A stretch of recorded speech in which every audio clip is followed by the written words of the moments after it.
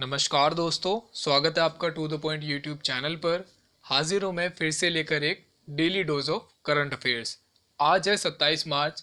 आज हम देखेंगे 26 और 27 मार्च के कुछ इंपॉर्टेंट करंट अफेयर्स को। देश का पहला ई हाईवे किन दो शहरों के बीच बनाया जाएगा? इसका सही जवाब है ऑप्शन डी, दिल्ली और मुंबई के बीच बनाया जाएगा देश का पहला ई highway.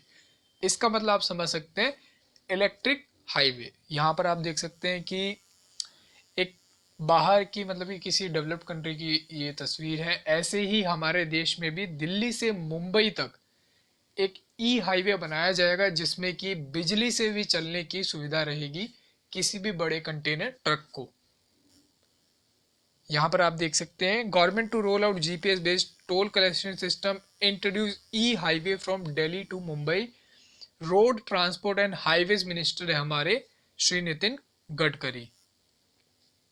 International intellectual property index 2021 में भारत का स्थान,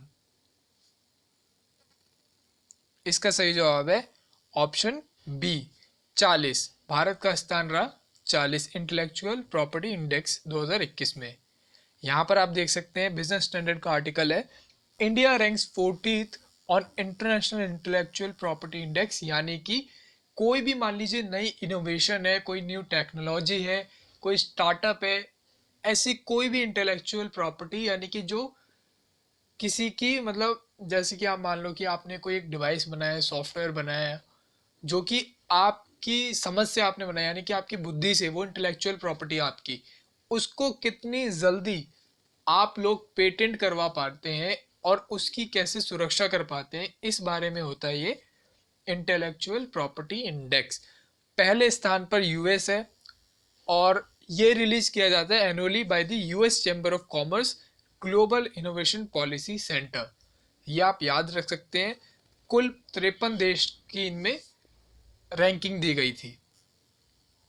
हाल में भारत के chief justice of India Shri S A Bobde ने किन्हें नए सीजीआई के लिए नामित किया है? इसका सही जवाब है option C justice N V Ramana. यहाँ पर आप देख सकते हैं द मिंट का आर्टिकल है, CJI S A Bobde recommends justice N V Ramana as his successor. यानी कि जो भारत के राष्ट्रपति, आपको पता होगा भारत के राष्ट्रपति ही अपॉइंट करते हैं चीफ जस्टिस ऑफ इंडिया को, लेकिन जब अगला कोई अपॉइंट करना होता है तो वो सलाह लेते हैं सभी हाई कोर्ट के जजेस या उनके चीफ जस्टिस से और अभी यानी वर्तमान के सीजीआई से कि किन्हें बनाया जाना चाहिए। नॉर्मली जो भी सीनियर मोस्ट जज होते हैं सीजीआई के बाद उन्हें ही बनाया जाता है। 65 वर्ष इनकी होती है कि रिटायरमेंट की एज। आर्टिकल 124 से 147 भारतीय संविधान का बताता है कि सुप्रीम कोर्ट होगा, उसमें जजेस होंगे, मैक्सिमम जजेस 34 हो सकते हैं इंक्लूडिंग सीजीआई, और अभी जजेस की संख्या इंक्लूडिंग सीजीआई 29। ठीक है, ये आपको याद रहेगा। और जस्टिस एस ए बोबड़े हमारे 47वें चीफ जस्टिस ऑफ इंडिया थे, अभी है, उनका कार्यकाल कुछ समय का बाकी है। इसके बाद 48वें होंगे जस्टिस एन वी रमना। ठीक है, बांग्लादेश के युवाओं के लिए शुरू की गई स्कॉलरशिप का नाम बताएं। इसका सही जवाब है ऑप्शन ए स्वर्ण जयंती। इस नाम से एक नई स्कॉलरशिप शुरू की गई है।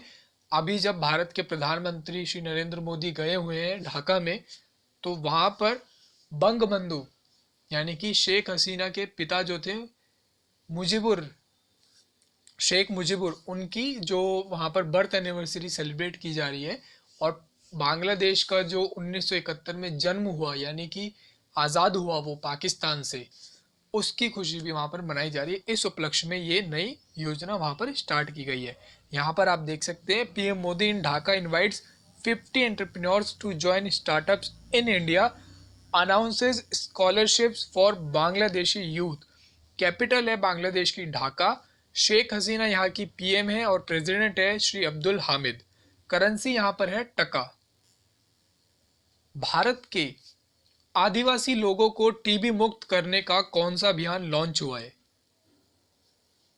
इसका सही जवाब है option a tribal TB initiative, जिसे लॉन्च किया गया है family and health and family welfare ministry के द्वारा। यहाँ पर आप देख सकते हैं भारत के जो यूनियन हेल्थ मिनिस्टर है डॉक्टर हर्षवर्धन, उनके द्वारा लॉन्च किया गया है tribal TB initiative in pursuit of TB मुक्त भारत, यानी कि टीबी मुक्त भारत बनाने के लिए जो भारत की आदिवासी जनसंख्या है उनको इस भयानक बीमारी से मुक्त करने के लिए ये इनिशिएटिव चलाया गया है। और डॉक्टर हर्षवर्धन को आप इसलिए भी याद रख सकते हैं कि भारत में पोलियो को मिटाने में इनकी बहुत महत्वपूर्ण भूमिका है। एक विशाल कंटेनर शिप के फंस जाने से ये कनाल अस्थायी रूप से बंद हो गई है। इसका सही जवाब है सुएज कनाल। यहां पर आप देख सकते हैं मिस्र से होकर बहती है ये सुएज कनाल। लगभग 194 किलोमीटर इसकी लेंथ है, पूरी तरीके से मैन मेड है और विश्व इकोनॉमी के लिए बहुत बहुत बहुत ज़्यादा इम्पोर्टेंट है। क्यों? अगर मान लो यहाँ पर है आपका यूरोप, इधर है आपका एशिया, ठीक है, और मान लो भारत से किसी कंटेनर को यूरोप जाना है या किसी शिप को, तो वो उसको अफ्रीकन हॉर्न से होते हुए ये पूरा पार करके ऐसे जाना पड़ेगा। लेकिन जब से सुएज कनाल बनी थी तो यहाँ से सीधा आप देख सकते हैं रेड सी के थ्रू होते हुए हम लोग डायरेक्ट मेडिटेरियन सी में यानी कि यूरोप के लिए हम सीधा जा सकते हैं। तो चाइना का भी और विश्व का कुल 12% व्यापार इसी मार्ग से होता है। और यहाँ पर क्या हुआ, एक एवरग्रीन नाम का सुपर मैसिव कंटेनर शिप था जो इससे गुजर रहा था। अब वहां पर क्या हुआ कि एकदम से तेज हवाएं चलने लगी और ये मुड़ गया, यानी कि ऐसे हो गया, सीधा जाना था ऐसे मुड़ गया और इसकी जो पैंदी है यानी कि आगे वाला जो हिस्सा है ये यहाँ पर किनारे पर बैंक पर फंस गया है। तो इसे मूव करने में अभी भी ऐसा बताया जा रहा है कुछ हफ्ते और लगेंगे। मिस्र में है ये, आपको याद रखना है सुएज कनाल। कायरा मिस्र की राजधानी है और इस कनाल से जो रेवेन्यू जनरेट करता है मिस्र, वो एक साल का 40 से 50 हजार करोड़ रुपए का है। ठीक है, ये याद रखना। किस नए खेल को खेलो इंडिया यूथ गेम्स में हाल ही में शामिल किया गया है? इसका सही जवाब है ऑप्शन ए योगासन। यहां पर आप देख सकते हैं योगासना included in Khelo India youth games 2021 says sports minister Shri Kiren Rijiju.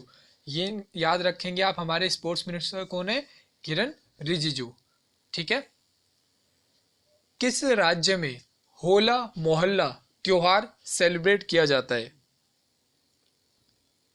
इसका सही जवाब है ऑप्शन डी पंजाब में। यहां पर आप देख सकते हैं द ट्रिब्यून का आर्टिकल है, होला मोहल्ला begins in Shri Kartarpur Sahib, Covid negative report must for foreigners. आपको पता होगा करतारपुर साहिब जी कहां पर है? पाकिस्तान में स्थित है। भारत से जाने के लिए एक नया रास्ता बनाया गया था जो कि सिर्फ पिलग्रिम्स यानी कि जो वहां पर जाते हैं भक्त हैं वो, उनको जाने के लिए करतारपुर साहिब कॉरिडोर नाम से एक चैनल बनाया गया है। ठीक है।